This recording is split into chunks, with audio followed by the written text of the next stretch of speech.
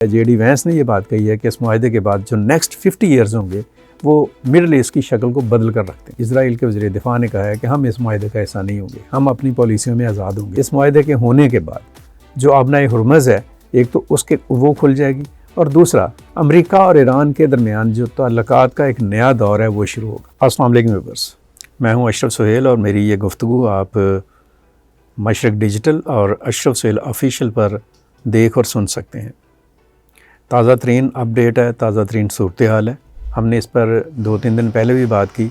ہفتے کی رات کو میں نے ہی گفتگو کرتے ہوئے یہ کہا تھا کہ ایران اور امریکہ کے درمیان جو معاملات ہیں وہ طے پا گئے ہیں، اور دونوں کے درمیان، ویسے اس وقت تو یہ بات ہو رہی تھی کہ دونوں کے درمیان میں بھی کہ اتوار کو یا پیر یعنی آج ایک معاہدے کے اوپر دستخط ہو جائیں یا ڈیجیٹل معاہدے پر دستخط ہو جائیں، لیکن ابھی تک یہ دستخط تو نہیں ہوئے۔ لیکن گزشتہ شب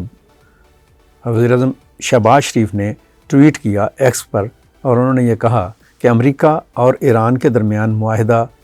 طے پا گیا ہے، اتفاق ہو گیا ہے، اور دونوں ملکوں کے درمیان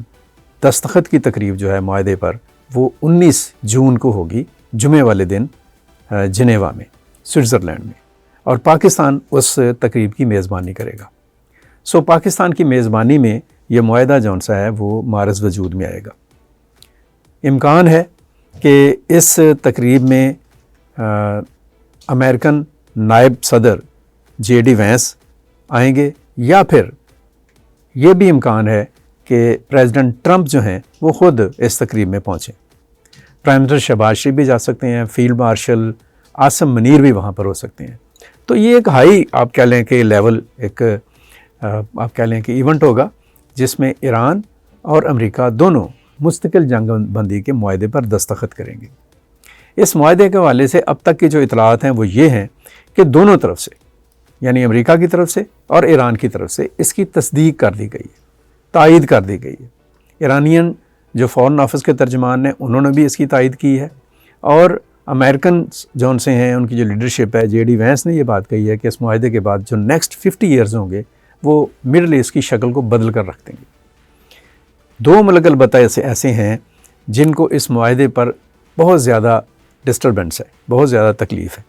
ایک اسرائیل اور دوسرا انڈیا۔ ان کے اپنے مسائل ہیں، ان کے اپنے مفادات ہیں، ان کی اپنی ترجیحات ہیں، اور وہ کسی سے ڈکی چھپی نہیں ہے۔ اسرائیل تو آپ کے سامنے ہے کہ لبنان کے اوپر جس طرح سے حملہ آور ہے، اور ارد گرد کے علاقوں پر جس طرح سے وہ جارحانہ آپ کہہ لیں کہ وہ حملے کر رہا ہے، اور اس کے جو اپنے مقاصد ہیں ان کو دھچکا پہنچنے کا خدشہ ہے۔ اسی لیے اسرائیل کے وزیر دفاع نے کہا ہے کہ ہم اس معاہدے کا حصہ نہیں ہوں گے، ہم اپنی پالیسیوں میں آزاد ہوں گے۔ بہرحال یہ ایک الگ مسئلہ ہے، اس کو بعد میں دیکھا جا سکتا ہے، but the fact is that کہ یہ معاہدہ جو ہے وہ ہونے جا رہا ہے جمعے والے دن، اور اس معاہدہ کے بعد، اس معاہدے کے ہونے کے بعد جو آبنائے ہرمز ہے، ایک تو اس کے وہ کھل جائے گی، اور دوسرا امریکہ اور ایران کے درمیان جو تعلقات کا ایک نیا دور ہے وہ شروع ہوگا۔ میں یہاں پر یہ بھی بتاتا چلا جاؤں کہ اس معاہدے کی تکمیل میں پاکستان کے ساتھ، پاکستان نے تو لیڈنگ رول پلے کیا۔ پاکستان کے فیلڈ مارشل عاصم منیر نے اور وزیر اعظم شہباز شریف نے خاص طور پر اس امن معاہدے کے لیے، اس تمام معاملات کو آپ کہہ لیں کہ ڈی ایسکلیٹ کرنے کے لیے، ایک نارمل رینج میں لانے کے لیے، دونوں ملکوں کو ایک دوسرے کے قریب لانے میں، ثالثی کرانے میں ایک بہت ہی عمدہ کردار ادا کیا۔ پاکستان کی طرف سے امریکہ اور ایران کے ساتھ بار بار انگیجمنٹ کی گئی۔ پاکستان کی لیڈرشپ جو ہے وہ مسلسل ایران کا وزٹ کرتی رہی، دنیا کے مختلف ممالک کے ساتھ انگیج رہی، امریکہ کے ساتھ، امریکن لیڈرشپ کے ساتھ براہ راست انگیج رہی، جس کے بعد یہ معاہدہ جون سا ہے وہ ممکن ہو سکا ہے۔ اور اس سارے پروسیس میں پاکستان کو جن ملکوں نے سپورٹ کیا، Pakistan is thankful to all those states like China, Russia, England and France, اور اس سے بڑھ کر خود پرائم منسٹر شہباز شریف نے ذکر کیا ہے کہ قطر کے جو وزیر اعظم ہیں، ترکیہ کے جو صدر ہیں، سعودی عرب کے جو ولی عہد ہیں، ان لوگوں نے اس معاہدے کی تکمیل میں اور اس معاہدے کو آگے بڑھانے میں اور معاملات کو اور مذاکرات کو عملی شکل دینے میں ایک بہت ہی اہم اور غیر معمولی کردار ادا کیا۔ ان تمام ملکوں کا بھی شکریہ، سعودی عرب کے محمد بن سلمان کا، ترکیہ کے صدر اردوان ہیں، اسی طرح سے قطر کے ہیں وزیر اعظم تمیم آئی تھنک سو الحماد، اور دیگر ملکوں کے جو لوگ ہیں، جو دیگر ممالک ہیں، جو ملک اس پر مایوس ہیں ان کو ان کی مایوسی مبارک، لیکن امکانات ہیں اور واضح امکانات ہیں کہ جمعے کو ایک خاص تقریب میں جو پاکستان کی میزبانی میں ہوگی اس معاہدے پر دستخط ہو جائیں گے، اور ہم یہ امید رکھتے ہیں کہ اس معاہدے کے بعد جو حالات، واقعات اور جو ثمرات اور اثرات عالمی معیشت پر مرتب ہوں گے اس کے اثرات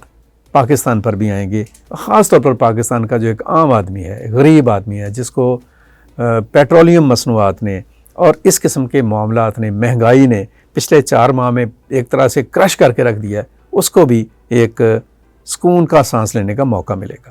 ہم یہ بھی امید کرتے ہیں کہ حکومت جو ہے وہ پیٹرولیم پروڈکٹس ہیں ان کی قیمتوں کو اس ہنگامی صورتحال سے پہلے والی قیمتوں پر کم از کم لے کر جائے گی، 250 روپے پر لیٹر پر۔